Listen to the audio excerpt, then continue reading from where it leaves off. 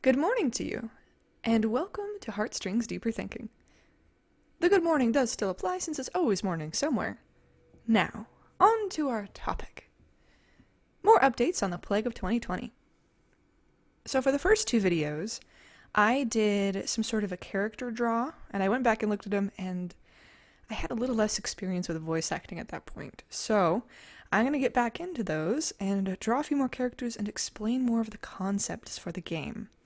And similar to the last two videos on this project, I will be going ahead and announcing some of the details for our next contest that's coming up.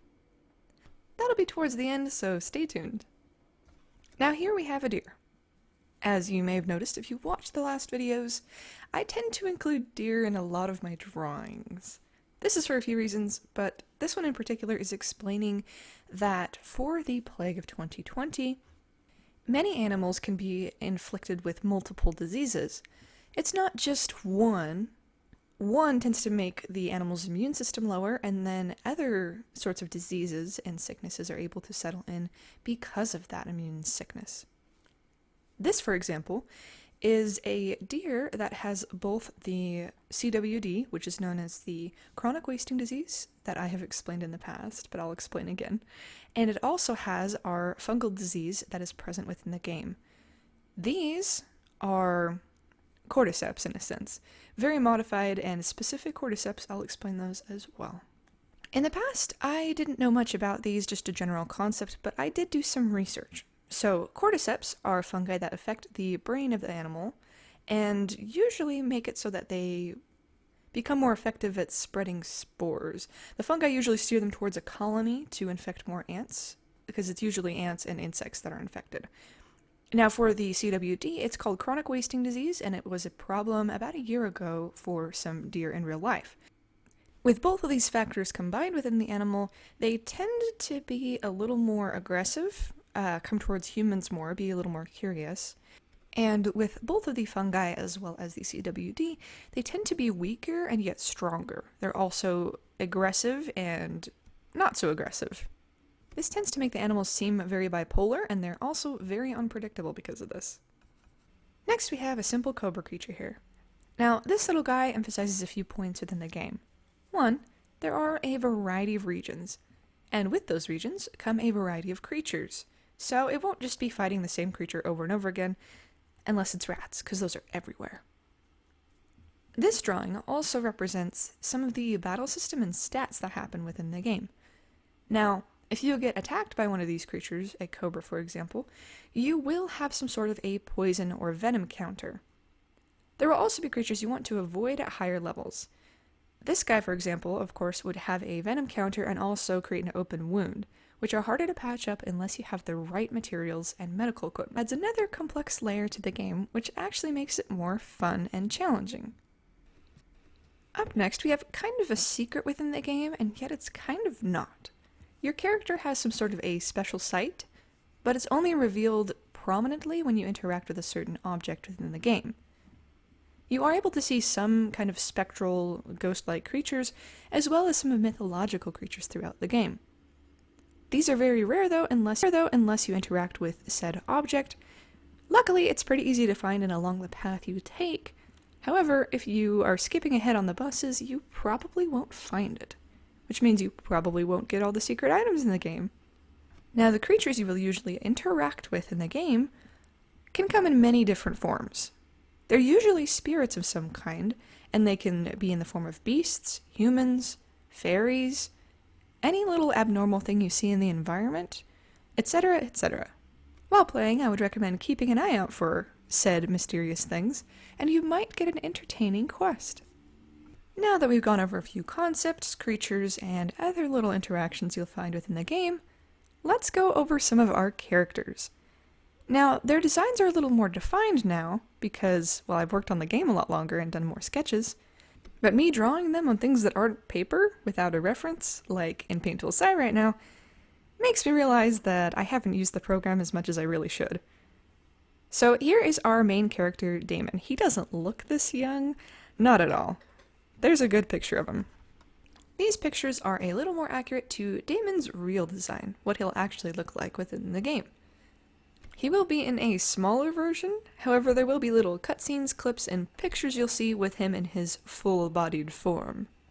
Now let's go into Damon. Damon will be the main character, if I didn't already mention that. He's about 22 years old, and he's taking care of his sister at home.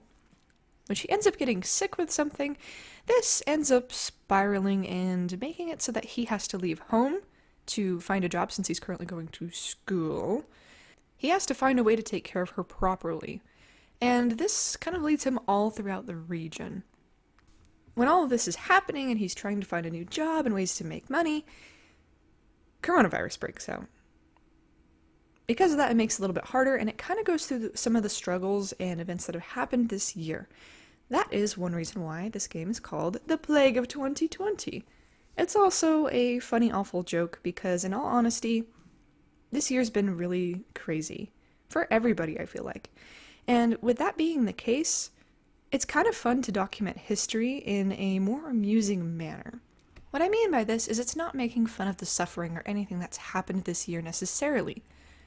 What it will be covering in a fictitious, sort of realistic manner is that life is crazy anyway. Life is crazy either way.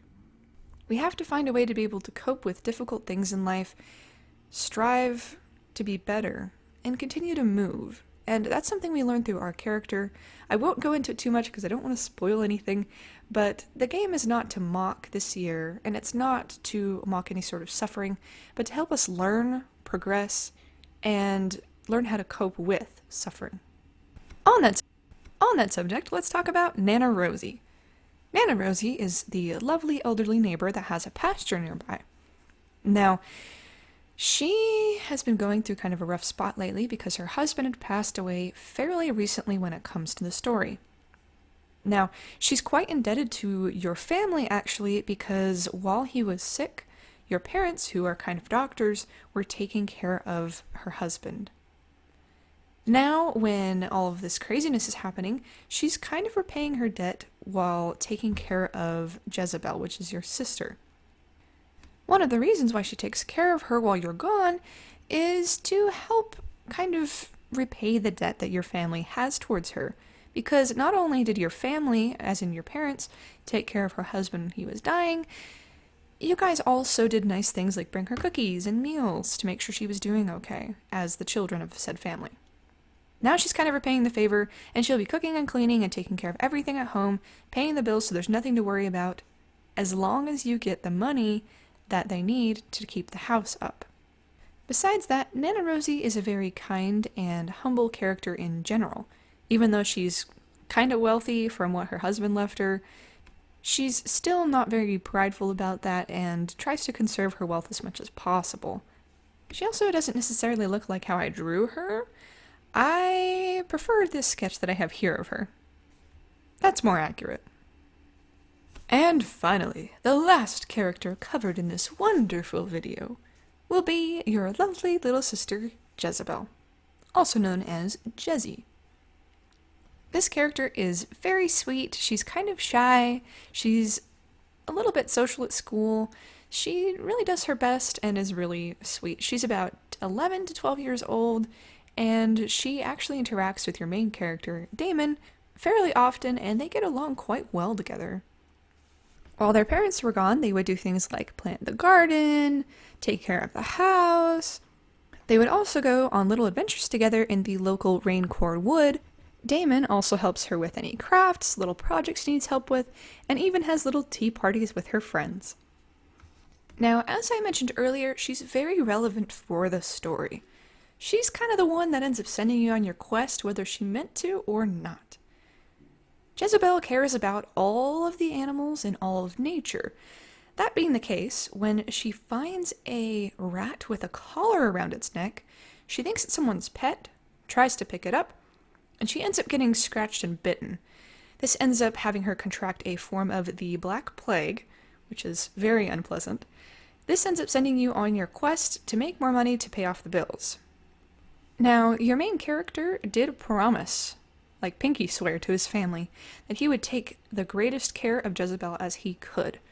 That being the case, Your character is constantly worried about her well-being, so even when he's out and about, he has little thoughts and little ideas about what would make her happy, what he should send home, making sure he has enough money to pay the bills, and thinking what he could do to help his sister in any way he can.